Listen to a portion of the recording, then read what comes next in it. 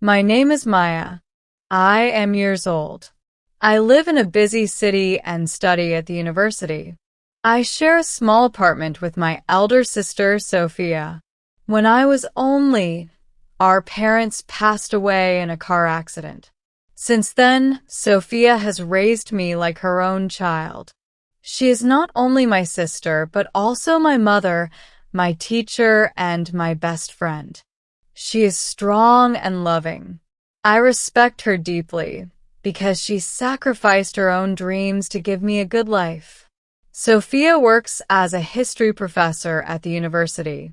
She is married to David, who also teaches there. He is polite and well-spoken. People admire him because he is calm and serious. Together, Sophia and David look like the perfect couple. Everyone believes their marriage is strong.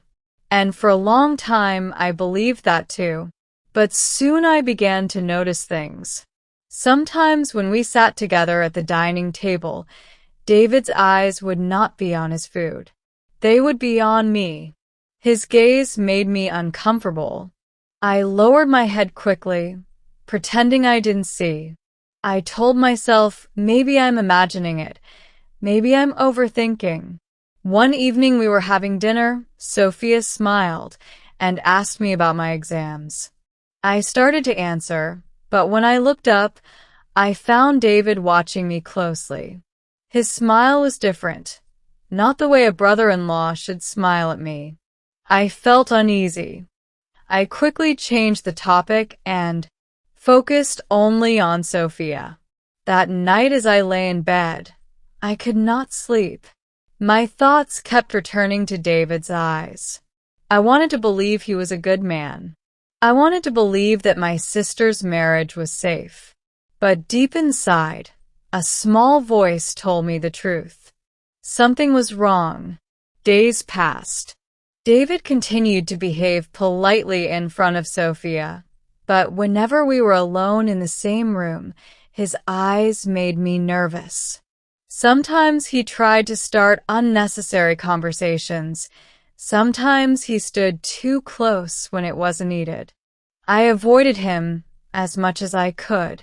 One afternoon, I was reading in the living room. Sophia was at work, and David came home early. He sat across from me and asked about my studies. I gave short answers, hoping he would leave, but then his tone changed. He said softly, "Maya, you are very beautiful. Do you know that?" My heart stopped. I froze in my chair. His words felt heavy, wrong, dangerous. I stood up quickly, pretending I had some work in the kitchen. My hands trembled as I washed the same plate again and again. He walked away as if nothing had happened, but I knew the truth now. That evening I couldn't eat. Sophia noticed. "Maya, are you sick?" she asked kindly. I forced a smile and said no. "I'm just tired." But inside my heart was breaking.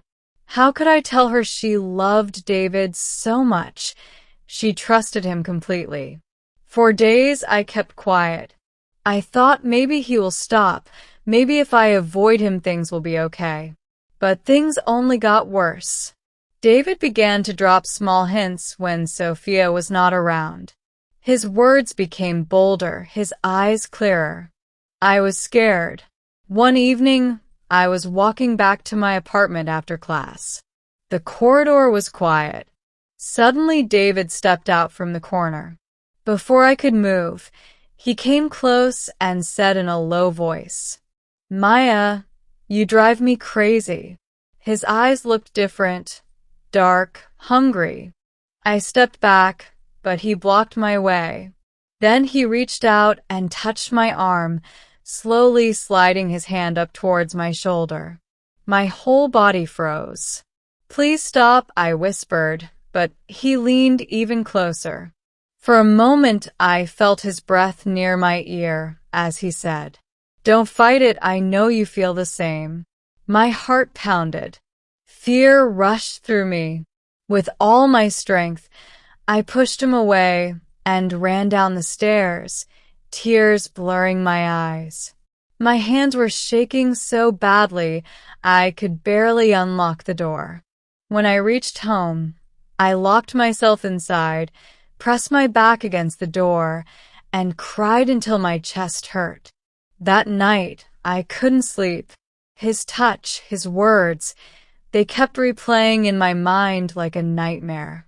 I knew then I couldn't keep silent anymore. Finally, I could not bear it anymore.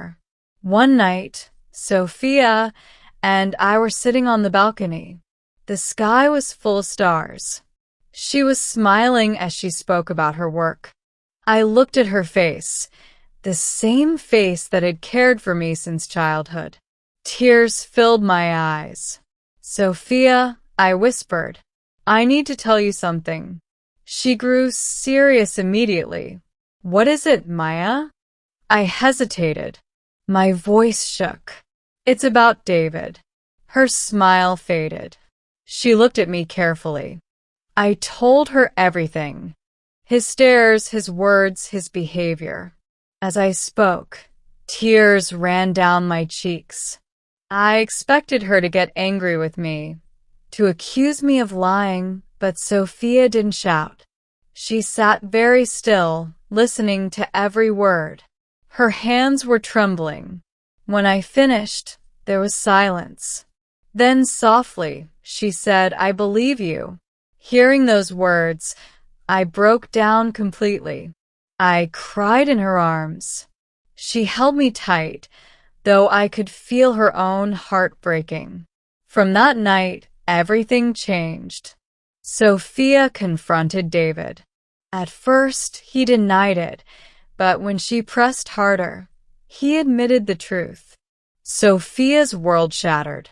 The man she had trusted most had betrayed her. It was not easy. Sophia cried. For many nights, I felt guilty, as if I had destroyed her marriage. But she told me firmly, "Maya, never blame yourself. The fault is not yours. You only showed me the truth. You protected me." With time, Sophia became stronger. She made a difficult decision and ended her marriage with David. It was painful, but she chose her dignity and peace over a false relationship. Today, years later, we're still together, just the two of us. Life is not perfect, but it is honest. Sophia tells me often trust is the root of every relationship. Without it, love cannot survive. And I have learned something important. Silence only gives power to wrong people. Speaking the truth may hurt for a while, but it saves us in the end. Always trust your inner voice. Never ignore the wrong, even if it comes from someone close. Truth may break hearts, but lies destroy lives. If you like this story, please like, comment, share, and subscribe.